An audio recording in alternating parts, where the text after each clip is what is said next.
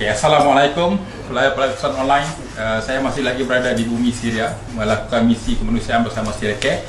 Dan bersama saya sekarang adalah saudara Bilal Abdul Kareem, brother Bilal Abdul Kareem, all the way from New York, United States.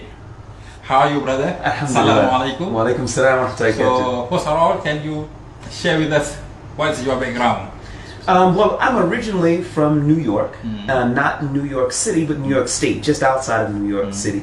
And I've been in the field of journalism I've been in the field of media for more than 20 years. You are actually a journalist. Right, that's my work, that's what I do. And I've done documentaries. At one point I was the program director for Huda TV. I'm not sure if your viewers know it. Huda, okay. Huda TV. Yeah. And so I was the first program director there. But I wanted to do more stories about the Muslim world, more news, and also I moved away from that because that's mostly religious programming. And then I became, and then I ended up being in Libya, and then here in Syria, and so yeah. All the Arabic nation.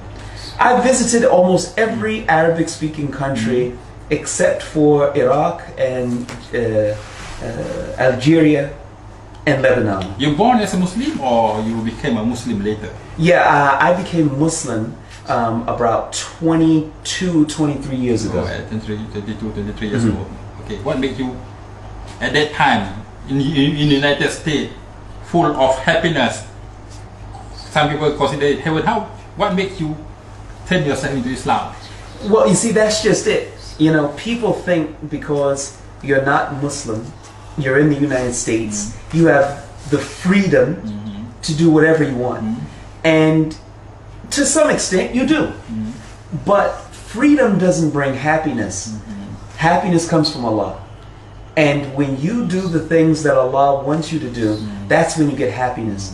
I'm sure you know, there's so many rock stars, pop stars, have so much money, travel the world, and they end up killing themselves. Yeah, they live all the lavishness and kill themselves. Exactly. So what the thing that trigger you to become Muslim? Tawheed. Because I didn't excuse me, I didn't know about the oneness of Allah. I grew up as a Christian. With the Father, the Son, and the Holy Spirit, and the three of them equal God. That was the concept that I had. I was never comfortable with it. You go to church every week? Yes, my mother used to send me to church every week. She didn't go all the time, or most of the time, or like all of the time, except for rarely. But she used to send me to go to church. And I wasn't comfortable with the concepts that were there. And then when I met some Muslims, as I got older, they didn't drink. Muslim within New York community or Muslim? Yeah, they were New York. New Yorkers. Yeah, and they didn't drink, they didn't smoke, they didn't lie and cheat, and they didn't chase women. And so I was like, wow, man, these guys are different. Their character's different. So I asked them, I said, you know, what is your thing? What do you do? They said, oh, well, we're Muslims. I said, okay, well, what's that? And that's how I started learning about Islam. And how long after that before you convert to Islam? I'd probably say that was about a year.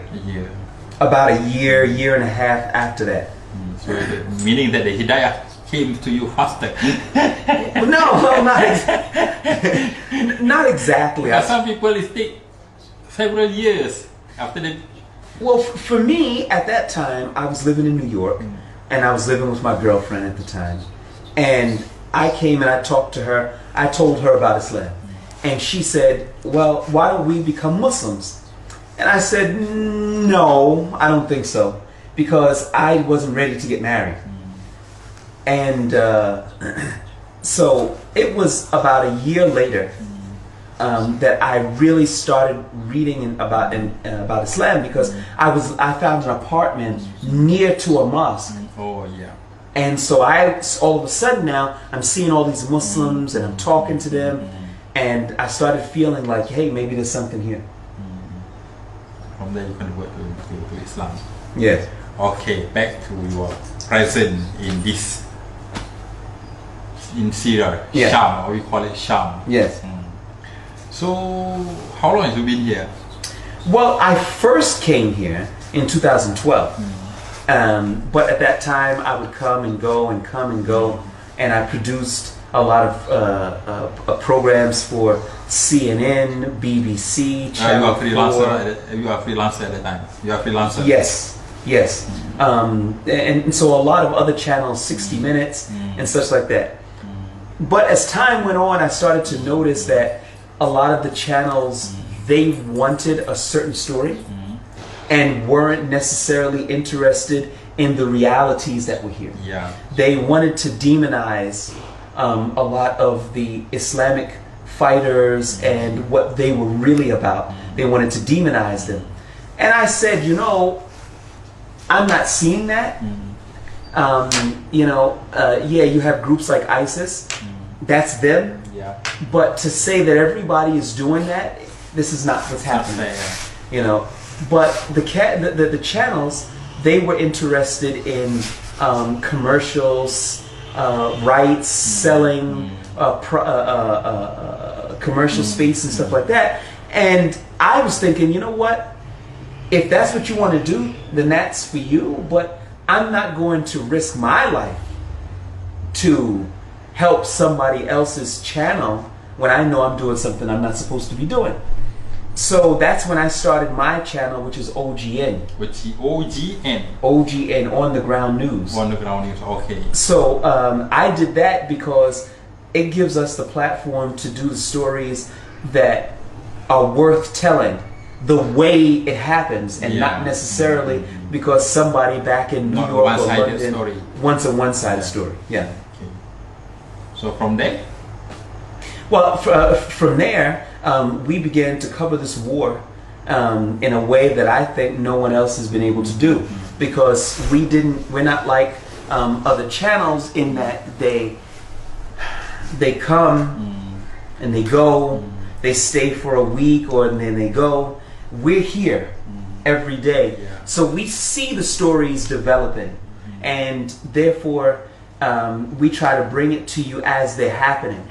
You know, so we've been working on OGN since 2015, and alhamdulillah, we think and from that 2015 you're permanently here in Syria. Right, right, and it's been growing. I think that about being a Western voice here inside of Syria has given people back home and access to the war and what's happening here in a way that they didn't have before.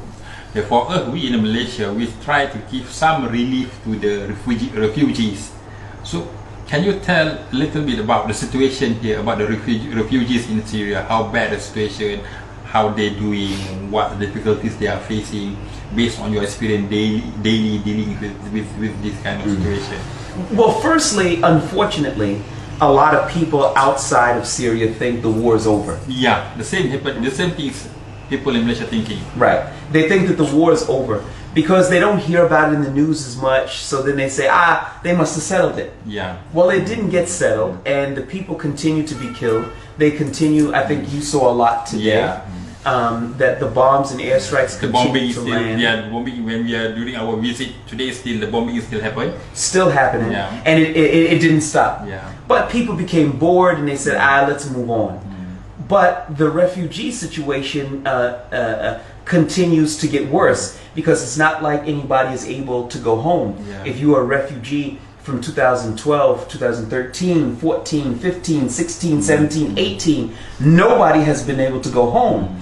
But you've had people who continue to have to go from place to place while the international community just continues to just sit back and just watch. So what the thing that we can do to encourage people to help or to give some help to these refugees? Well, I think firstly we have to keep it as a news story, because it's worthy as a news story. To be honest with you, who Donald Trump had an argument with, or some stupid tweet that he puts out that continues to dominate the headlines. Come on, people, let's get serious here. You know, these people are dying and die every day. Every day, but a lot of people, or too many people, who bring the news to the people are not being genuine with the people, because they just bring a certain thing, make the people happy and all, and then the real stories that need to be covered don't get covered. Yeah. So based on your daily encounter with the refugees, how bad the situation are in Syria? Well, the situation never got good. But picture a situation that was really bad, that never got good. It only reached a certain point because there was such a big outpouring from around the world for a period of time. But then the people became bored. They turned to other conflicts. So therefore, a situation that was never great just went back down again. So you'll find people that don't find enough to eat, inadequate housing, particularly in the wintertime when it rains. Yeah, they don't even have a proper house, right? They have a tent. Yeah, they only have a tent. They have a tent, not a house. Not a house.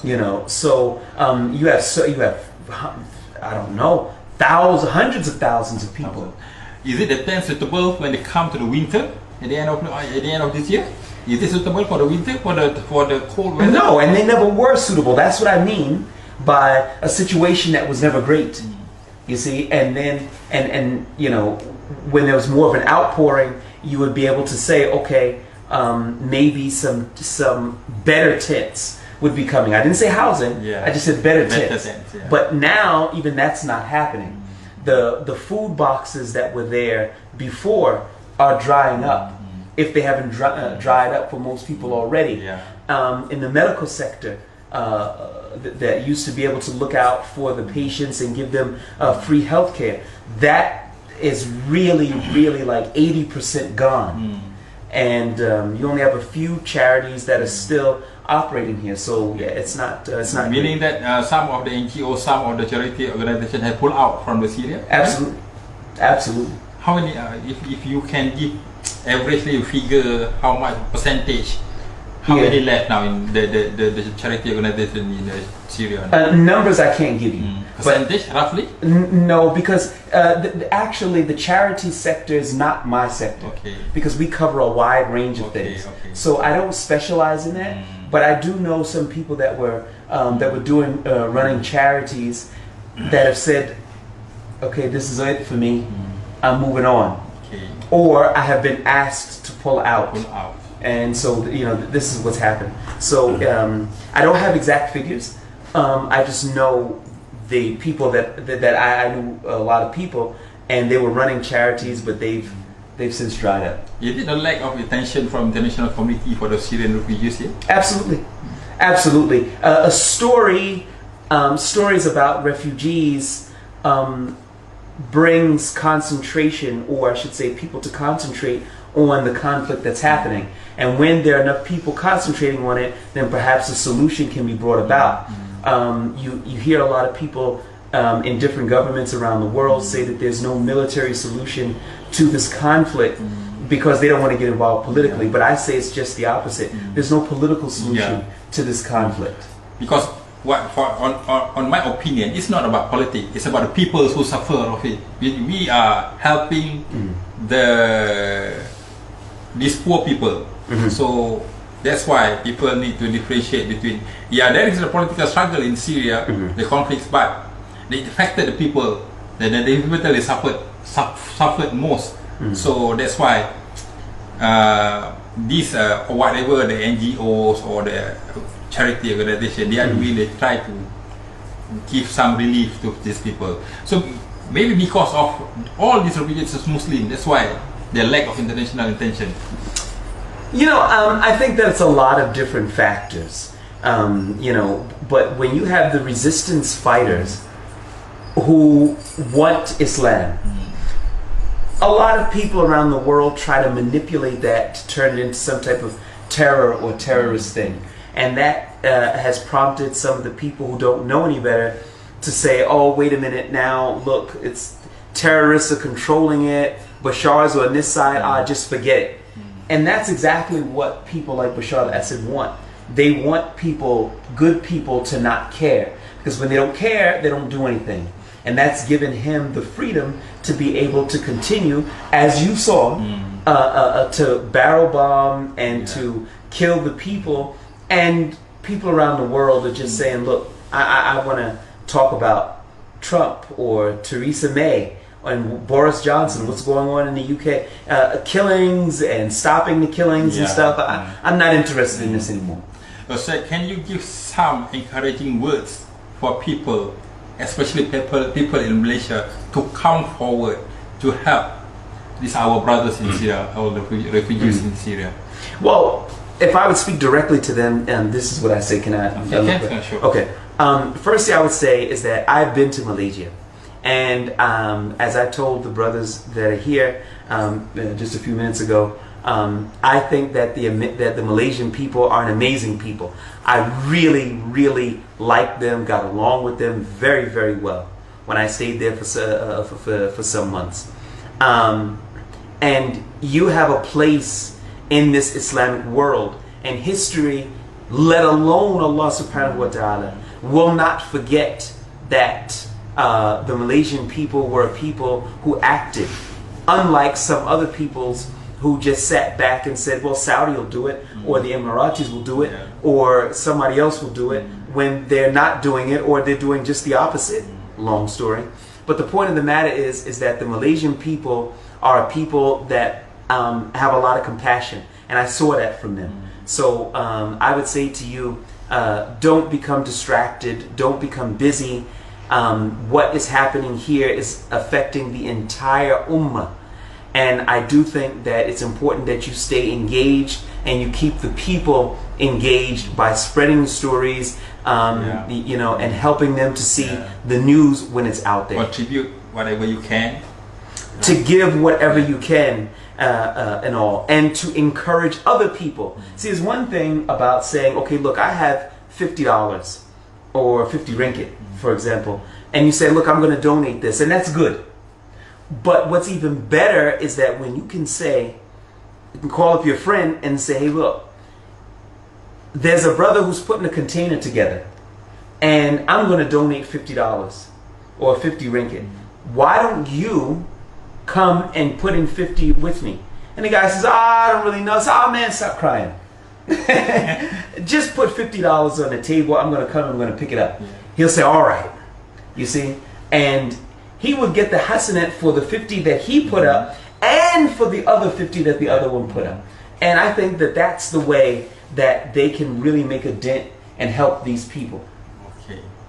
Hopefully with your encouraging words, you can open up our Malaysian friends to contribute more to help our brothers in Syria, brothers and sisters in Syria, especially contribute through Syria Care. Okay, thank you, brother, for have a simple chat with us tonight. Sure. So for layar Utusan online, terima kasih. Wassalamualaikum warahmatullahi wabarakatuh.